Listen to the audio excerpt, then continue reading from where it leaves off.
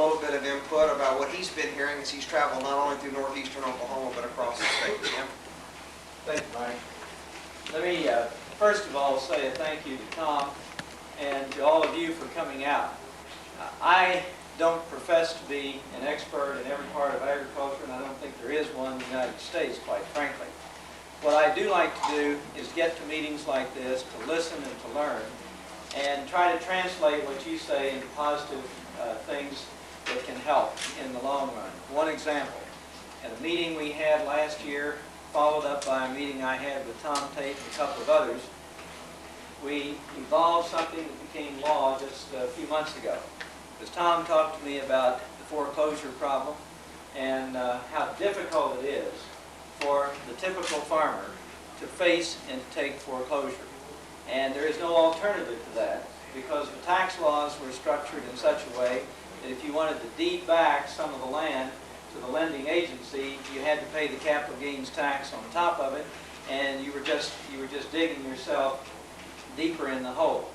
We visited on that, looked into that, and I'm proud to say I introduced a legislation amendment on the tax bill last year, and then that was incorporated into the reconciliation bill, and now that's a matter of the law of the land. So out of meetings like this can come action, and that's one of the things I hope we get out of it. I've been traveling the state for the last 5 months on weekends and as I could, listening to people, talking with people about problems our state has. Without any question, Oklahoma's economy is in the deepest trouble it's been in my lifetime. And I was born in 1939. I missed the Depression, but I heard a great deal about it. The reason for that is that the twin foundations of our economy, agriculture and oil and gas, are in deep, deep trouble. In one instance, oil and gas, we're in trouble because our own government has been inactive and neglected a problem of an international cartel trying to drive us out of the market. In the other instance, namely agriculture, it's been the active policies that have been enacted that are driving the farmer into bankruptcy. In my judgment, the Farm Bill of 1980s have been one of the biggest disasters going, because what they have done is neither the taxpayer nor the farmer has benefited from it.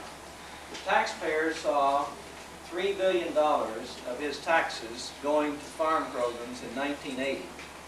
By 1983, $23 billion of taxpayers' dollars were going to farm programs. And at the rate we're going every few months with the CCC saying they're running short, we're up to almost $25 billion this year in farm programs. And the taxpayer doesn't benefit from that. Clearly, the farmer hasn't benefited from that. Those policies have had the effect of creating bigger surpluses. The surpluses over this period of time have risen dramatically if you look at it on a chart. And that has had the effect of depressing farm prices. And as Mike said, we can talk about a whole lot of things, but when you get to the bottom line, price is the only issue. If you can't get a price that equals or exceeds your cost of production, you can't stay in business. And it's as simple as that. And that's what we've got to get up. What we're trying to do are a couple of things in the short run. First of all, as Mike mentioned, the Farm Credit Restructuring legislation. David Boren is the prime sponsor of that in the Senate. I'm the prime sponsor of that in the House, and the Oklahoma delegation are co-sponsors.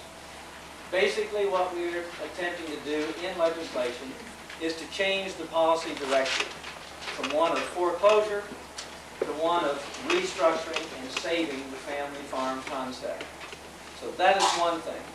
But restructuring loans and stretching out loans isn't going to do you any good if you're not going to get a price to eventually pay off those loans. So to me, we've got to keep our eye on one target, getting the price up. To do that, you've got to get the surpluses down. In my judgment, if we were to attack today's agricultural surpluses with the same policies, the same commercial credit terms that the Pentagon uses to sell armaments to 92 countries around the world, we would substantially deplete the present surpluses. And In my judgment, in the future, you've got to have a supply management program. And in my judgment, that supply management program ought to be determined by the farmers themselves in a referendum and not by Washington telling them what the production control program ought to be. That's what I stand for. I hope that you can support that. You want to shoot holes in it? I'm willing to listen. I'm willing to try to learn. But I think after lots and lots of conversations around Oklahoma, that's the kind of program that's in the best interest of Oklahoma's farmers and the Farm Belt in general. That's the kind of farm program we're trying to push. The gentleman mentioned interest rates. Obviously, interest rates are of tremendous importance. The real rate of interest, that's the difference between inflation and prime rate, is as high today as it's ever been, including when we had double-digit inflation. In fact, today the real rate of interest is slightly higher than it was in double-digit inflation days.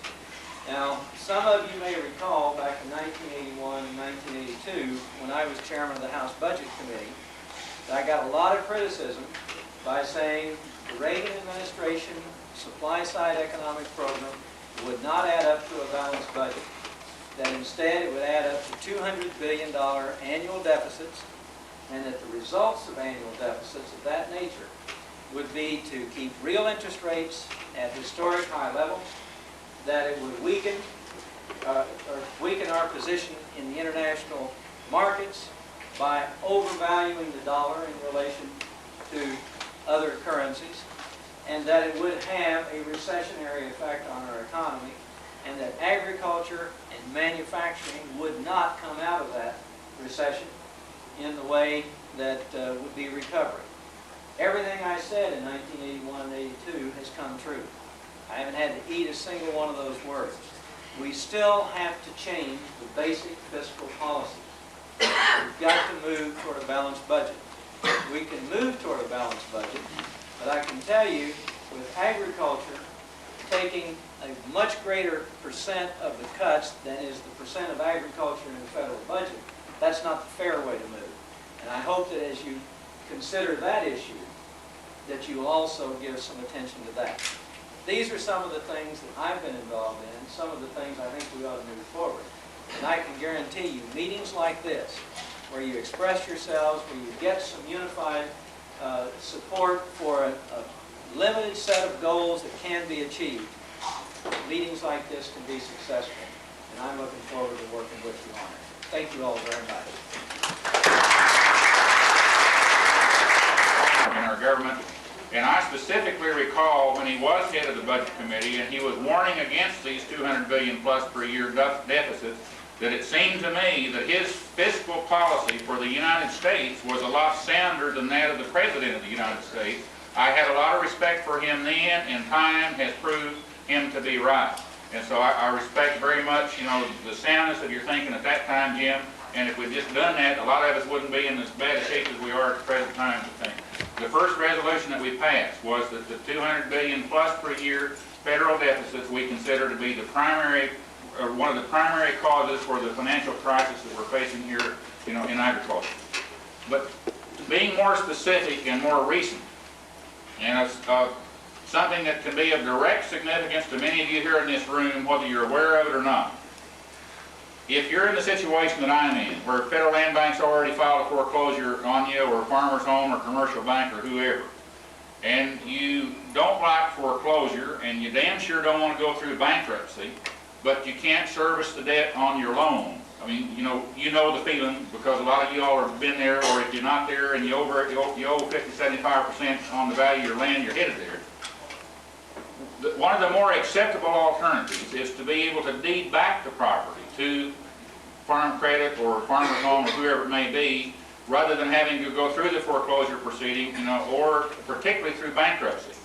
But as some of you may not even have been aware, there was a very significant tax problem involved in doing that, caused by the alternative minimum tax, which in my case, according to my accountant, meant that if I deeded my ranch back to Farm Credit, I would be subject to a several $100,000 tax liability even after deeding the place back to it. So that made me have to objectively consider bankruptcy or have a several $100,000 tax lien hanging over my head.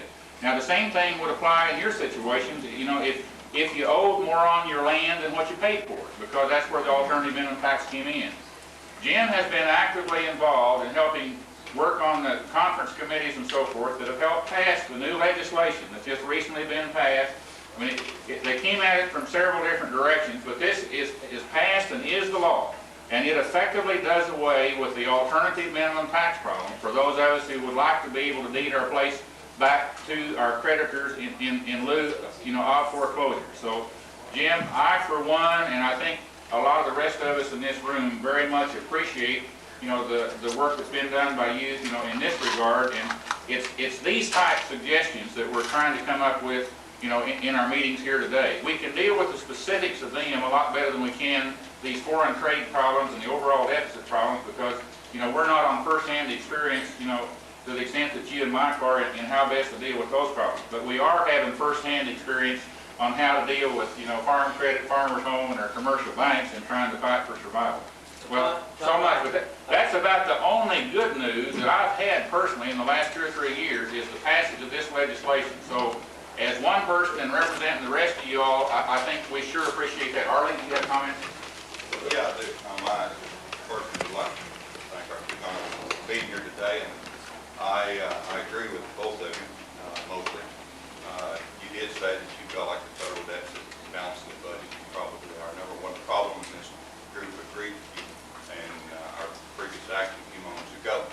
But it seems as though everybody has a different idea about how we can balance the federal budget. I don't know what the answer is, but I do know that there's been some suggestions made that maybe the way to balance the federal budget is freeze our spending of everyone, social programs, the military, agriculture, and everyone else at 1985 levels, and probably would balance the federal budget quicker than any other way could be done. Yet it's too simple, and no one in politics likes to admit that. You know, so I know that won't ever go anywhere, but I'd like for both of you to respond to that. What would be wrong with freezing everyone's spending at 1985 levels until the federal budget is balanced? You made another statement a few moments ago about the supply management programs and how you felt that might be the answer to some of our problems as far as supply of agricultural commodities in the United States is concerned. And your idea is being put forth by several, and is being considered by a lot of people, and I'm sure by the Congress of the United States. But never, in my knowledge, and maybe you know more about supply management programs than I'm sure you do, but I can't recall any instance where a supply management program has ever been successful that's been instituted as it applies to agricultural products in the United States. And COP is a prime example, like another. And any other supply management program we've ever had has never been successful. But again, I'd like to thank both of you for being here today, and I'd like to comment that's up to you. Well, let me comment first of all on a freeze. I supported an across the board 1-year freeze. I think it was in fiscal year '85. I don't think you can have a freeze that will be across the board in every instance for an elongated period of time. I think part of the responsibility we have as policymakers is to make judgment calls. Not every program is alike, and there are some that are more important than others. The fact is that we can, on the path that we're on now, which has a decline in the rate of growth of domestic spending and military spending alike, can move toward a balanced budget, except I think we are going to have some additional revenues. That does not mean that we have to have a general tax increase. What I would like to see us do is to take the same spending cut path that we're now on, and then add to that an import fee on foreign oil, which would have the effect of stabilizing domestic oil prices and apply all of those revenues to deficit reduction. And if you added that to the equation of the spending cuts, you can reach a balanced budget by 1991. And you can do it by making choices, setting priorities basically on spending, on what needs to have more spending, what needs to be cut, what needs to be eliminated, etc. With regard to a supply management program, you know, agriculture is very difficult whether you're going to have a totally free market with no kind of management, or if you have a supply management program. I would say that the one area of agriculture that's doing well in relation to all the others does does have a fairly successful supply management program, and that's in peanuts. And that has a fairly successful track record, the peanut program, over the last 8 years or so. But all of these things are not going to be easy. Agriculture is not easy. And it's particularly not easy when you're dealing in a non-free market context. And that's why I think our government has to intervene. We have to, it would be cheaper on the taxpayer if we would take what we are paying for storage costs in wheat right now and reduce the price, get down to the world price, and get rid of those surpluses. The taxpayer would benefit by it. The farmer would benefit by it. Taking that overhang of surpluses would take the depressing effect off the prices. And so you're going to have some intervention in the world market context. And my judgment is the best thing to do for long-term stabilizing the prices is a supply management program. Where I differ with some others is I think the farmers themselves ought to determine what that supply management program is through a referendum. Others think Washington Department of Agriculture ought to determine that. Dick Galusha, Wagner, reporter. I'm losing money in all phrases of agriculture right now, even moving on. One suggestion, I'll make this very brief. In the state of California, there is a law that milk must have 8% solids not a fat in it before it can be retailed. In Oklahoma, you can go down to Safeways or Farm Fresh or wherever, and sometimes you can buy the milk that has less than 7% SNF in it. If there was a nationwide law, it even helped if we had one in Oklahoma, that all milk sold as milk should have at least 8% SNF content. My cows produce 10% solids non-fat. The nation herd is somewhat a little bit lower than that.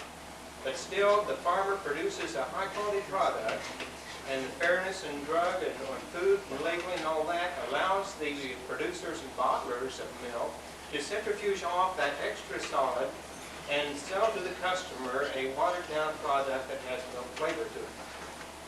And if we do that, we would get rid of the milk surplus.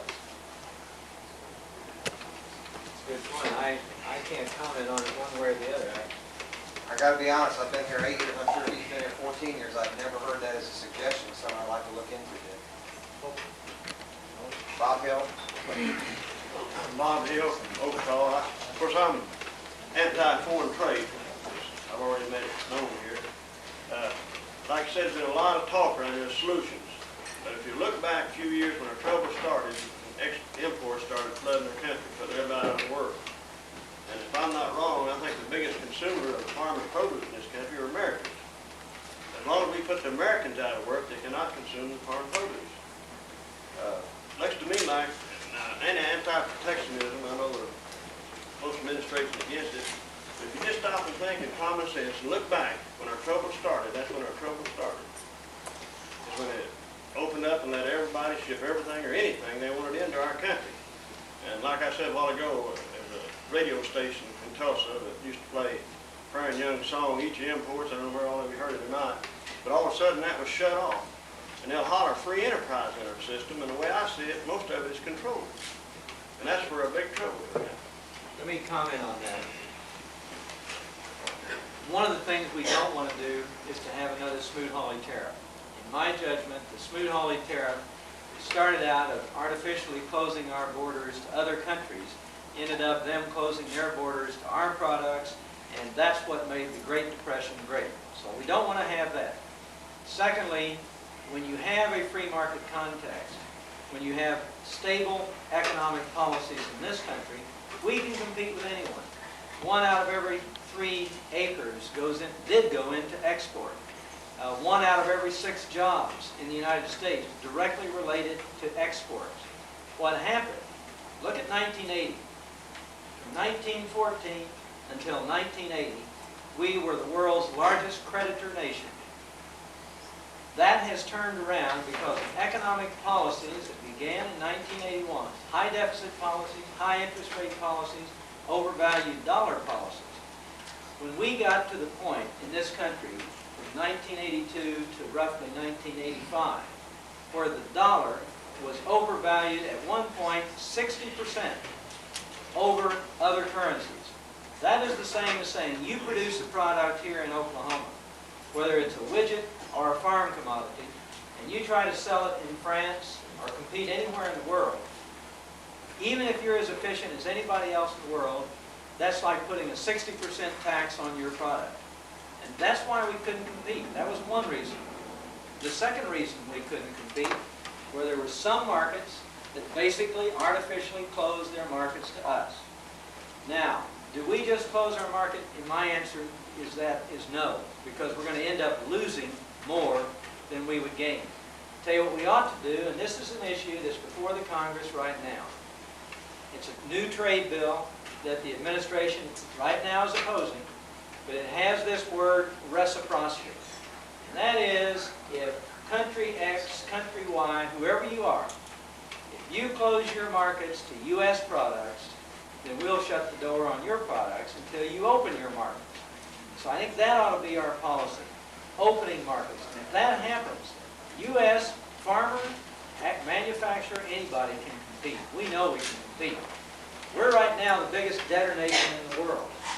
One more comment, and I won't say any more, but I personally never buy nothing that's built, such as built in this country. And I buy real, fairly well, not real good, of course.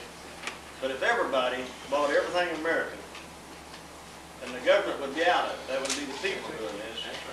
I think maybe our problems would diminish in an alarming fast rate. I'd agree with you on that. Mr. Owens had a question. Bob Hartley. Oh, yeah. Bob Hartley, Bonita.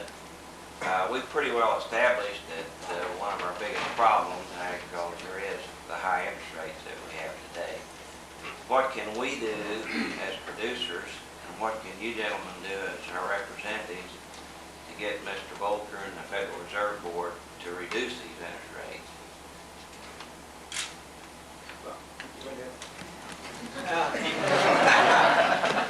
I think you have seen Paul Volcker take down the Fed rate in relation to what the President and Congress does in reducing the federal deficit. I think Paul Volcker has a fixation on inflation, and that fixation is if that budget deficit doesn't come down, that you're going to go back into a high rate of inflation, and he is playing a wait-and-see game. In my judgment only, the most effective thing we can do is make that down payment to get the federal deficit down and really move seriously toward that balanced budget. And if that happens, I think you're going to see Volcker and the Fed take their foot off the brakes on monetary policy, I believe. Back there, yeah. John? Jim, I'd like to touch briefly on something that I think you and I have had one discussion on, and I don't recall how many banks have failed since, but it follows what Bob Hartley just mentioned. It seems to me that one of the greatest problems that we've had, and one of the reasons we're in this room today, stems back to the interest rates that everybody paid in 80 and 81, and that they continued to fold into their debt and over the past few years. And it seems that people that I see, not only colleagues in the cattle business, but the people that I see in the law practice, time and time again, I see that one of the greatest problems that they have in continuing on is the interest burden. If I'm correct, the figures published indicate that the present farm debt is something in excess of $200 billion. Coincidentally, in the summary of the 85 Farm Bill, the commodity costs are somewhere projected to be in the neighborhood of $20 billion. That's 10% of the farm debt. It seems to me that if you would take the majority of those monies that are now being spent on price supports, which have the effect, after all, of attempting to solve one segment of industry's problem at the expense of another, and spend most of that money in an interest rate subsidy, $20 billion, assuming, as someone said a moment ago, that farmers are paying somewhere in the neighborhood of 14, 15% interest. If you would reduce that interest cost by something that even approached 10%, it seems to me that you could get agriculture loans down to where they would cost about what money costs measured against inflation. And it seems to me further that if you could get through an interest rate subsidy make available agriculture loans at somewhere in 5% interest rate area, you would allow a number of people who now are unable to meet that burden to work their way out of this problem, and more importantly, or just as importantly, it seems to me that you would have a number of banks left on their feet when this thing is over that may not be on their feet unless we do something to solve both ends of the problem. And I know that the interest rate buy-down that was mentioned earlier that has just been adopted is a step in that direction, but I'm not sure that the difference between 14% and 12% is going to make the difference. Whereas if you take money that you're already spending now, I think that different direction to the agriculture problem may have a greater impact in reaching a market-oriented solution, which is what the administration says they want. Could you comment on the feasibility of something of that nature? You've asked a substantive question which has a political answer. The political answer is that we don't have the wheat farmers here in any great force. We don't have the corn farmers here in any great force. So what you have is, maybe I ask you, how many of y'all are willing to trade 5% interest rates for subsidies, direct subsidies? Raise your hands. How many of you see? What you're looking at is a situation where we're all trying to arrive at the same answer, which is a better price or a lower cost that gives you the price. The politics of it are, very simply, that most commodities, or the larger ones that are really the horses that draw the farm bill, would prefer to have the subsidized or the guaranteed price. They don't have as much confidence in the interest rates. You mentioned two things that I think are important that people need to be aware of. You talked about the interest buy-down, which we are considering, I think is going to get some passage and move forward. There's a second thing which the FDIC and Federal Reserve are trying to do through rules and regulations, which Jim and I have introduced legislatively, which is to lower the capital requirement that banks have where their portfolios are in excess of 50% in agriculture, energy, or a combination thereof. We want to do that because we feel that relaxing that capital requirement will relax their pressure on those to pay up. And we think that that could have a chain effect which could buy the time necessary that we need. I don't disagree with you. In fact, I think one of the things that I've been, most frustrated with is that even if Volcker was to get a little bit more liberal, you drop it from 14 to, let's give it the really benefit of the doubt, to 8. You're still not making money at 8. You're not making enough money to cover an 8% interest rate. I mean, we've got to get these interest rates down to a 2, you say 5. The return on income on Oklahoma farms is so low, I'm not sure 5 can be covered. Amen. And so the point is that just how low can you get? I mean, I don't know if we can make it that way. And so the politics of it is that because people don't think you can drop the interest rate even down to 5 and make it, they'd rather have the guaranteed price, so whatever they do produce, they do get something for it. So I think that's why there has been a hesitation to go that route. Mr. Owens had his hand up and hasn't got long. I'm Willard Owens from Sequoia County. What my problem is, and been farming all my life,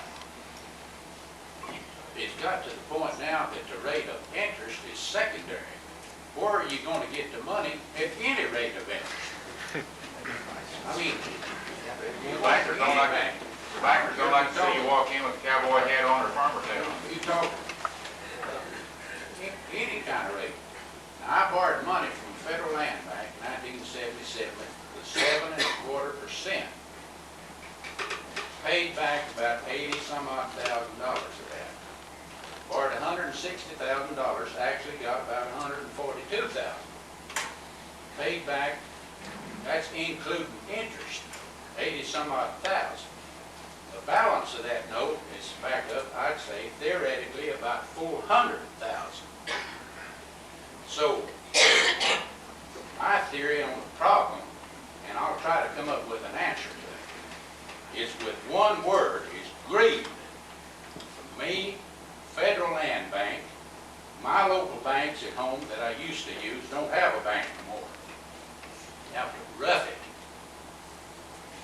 And goes all the way up to the federal government, the internal revenue.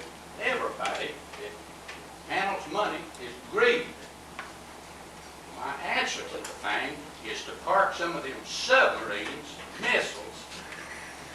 the Reagan stuff and all that hullabaloo of going back to Santa Barbara and then up to Camp David, back to Santa Barbara.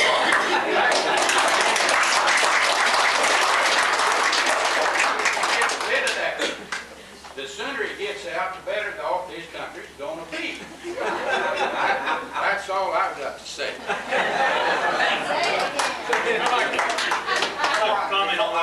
I have to call on George here. He's had his hand up there. Well, I would take issue, on the balance in the budget is the problem, and you can say a little thing in defense of President Reagan. Stand up, sir, everybody. Against the policies that created the debt.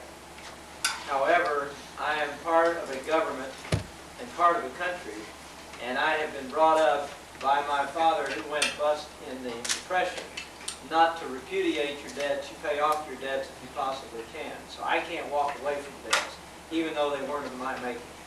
Even at the expense of human lives, dying, millions of people are dying for Martin? Yeah, I said in the response to this fellow's question here, or remarks about not being able to borrow money at any price. We were in the distinguished senator's office, Senator Warren, about 3 years ago, and he said up here, he said, fellas, he said, I'll tell you something, if we don't stop this deficit, one of these days, the federal government's going to demand all the money, and you people are not going to be able to get any. I think we are there. I think everybody in this room has experienced the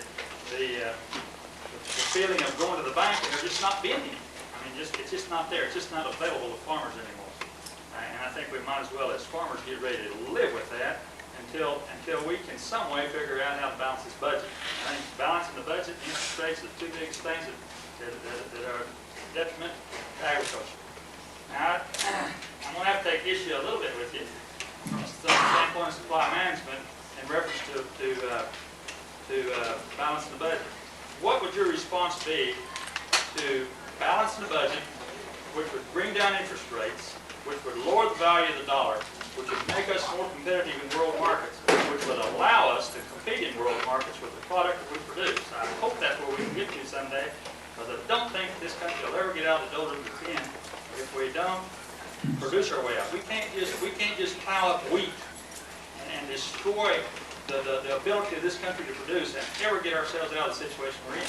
I've been for that all along, and there are those who criticize me for taking that position in '81. We didn't have to create this debt. We didn't have to double the national debt. And I offered an alternative budget that would have been better for the farmer, and clearly would have led to a balanced budget.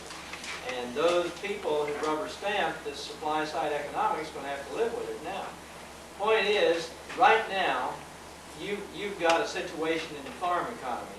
You've got this policy that's created huge surpluses and depressed prices. You've got to get rid of that overhang of surpluses before you get price back up.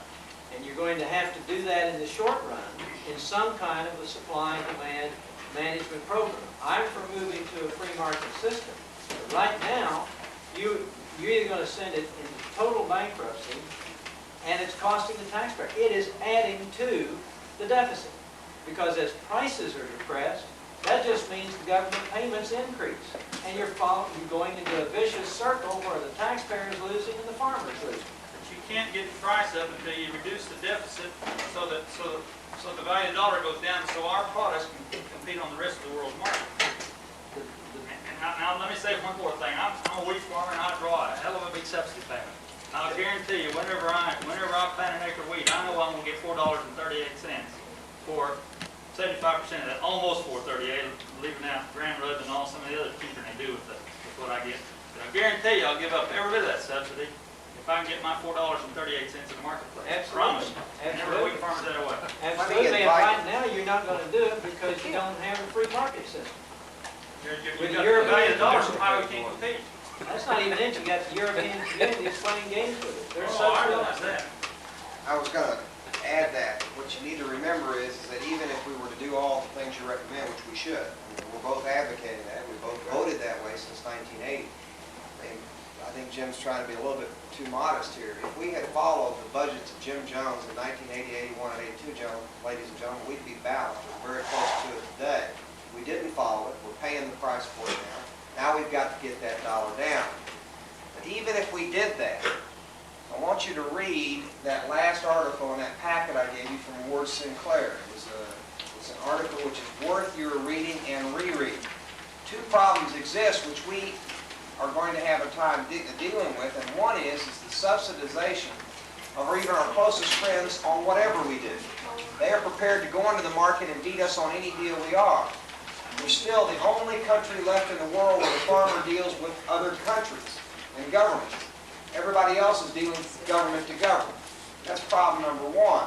Problem number two is that, yes, we need to hustle like Jim said. We need to have the promotional type of PR going on with agricultural products that we do for our defense structure. But we need to recognize that those countries that 10 years ago were starving and were ready markets are no longer ready markets. And that we're going to have to look for innovative new things by which to sell our products. I hate to do this because this could go on for another good hour, I'm sure, but Jimmy and I must go. They're yelling at us at the back of the room. What I hope that you will do as soon as we leave is to continue on where Lee McClellan and them were. And by the end of this meeting, maybe come up with some suggestions that will help Jim and I. Let me tell you, this has been the toughest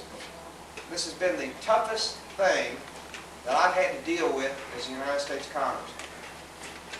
Not only do I have the problem as a congressman in trying to represent an agricultural structure that is literally taking a reshape, but individual problems that include a dairy contamination, that include a dairy buyout program that was mismanaged, combined with a lot of other individual loan problems that many of you all have in this room, has made this job very difficult. My frustration, as expressed to Tom over a period of years, is that I'm looking for solutions. We may be at the point now where the great debate on what American agriculture should look like in the year 2000, that debate ought to occur. If we want the family farmer, we're going to have to pay a price for having a family farmer. If you don't want the family farmer, I can give you a system tomorrow that will guarantee that none of you all will be in business this time next year. That debate needs to go on. And that debate needs to go on not only here in Western Hills Lodge, but in New York City, and Los Angeles, and Miami.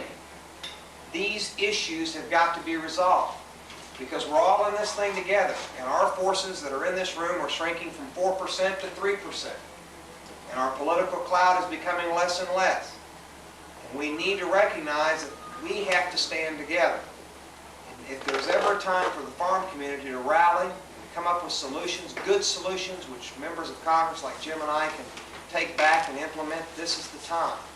We need your advice and counsel. Now let's don't kid ourselves. You got dairymen sitting in this room, you got cattlemen who can't stand each other. They think they're both wrong. And you have to recognize that when Jim Jones and I represent, we don't get 2 votes. We get 1 apiece. And trying to represent the cattlemen who have unique problems, and the dairymen who have unique problems, and the grain people who have unique problems, and how to balance all that is difficult. But we listen, we respond, we need your advice. And today's meeting is critical because we're going to do some things between now and October when we leave that are going to affect you. Getting this type of advice and counsel is important.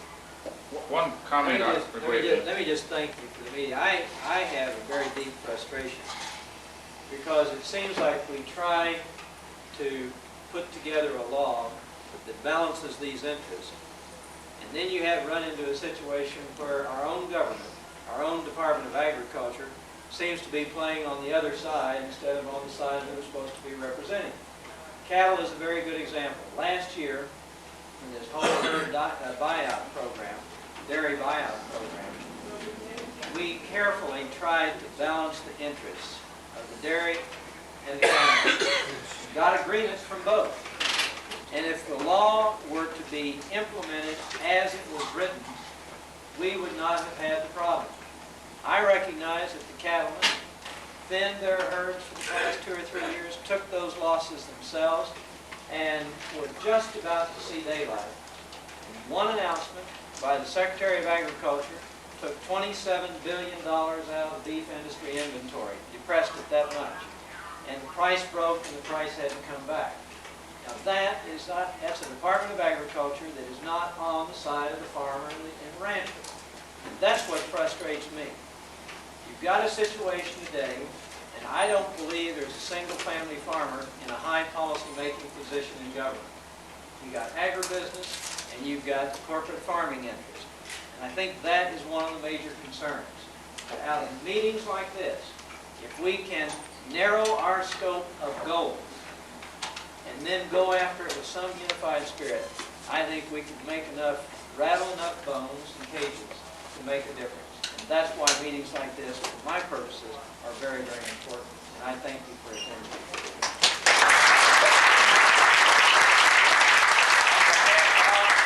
We very much appreciate your being here, and giving them the chance for their questions and so forth. Both congressmen have very capable staff. Bill Sevenoaks from Jim Jones's Tulsa staff is here. Cindy Ball from Mike Synar staff in Muskogee is here. We appreciate you all being here. We realize you got a deadline to meet, so thank you very much, and we'll get you the recommendations that we come up with here in a minute. Thank you.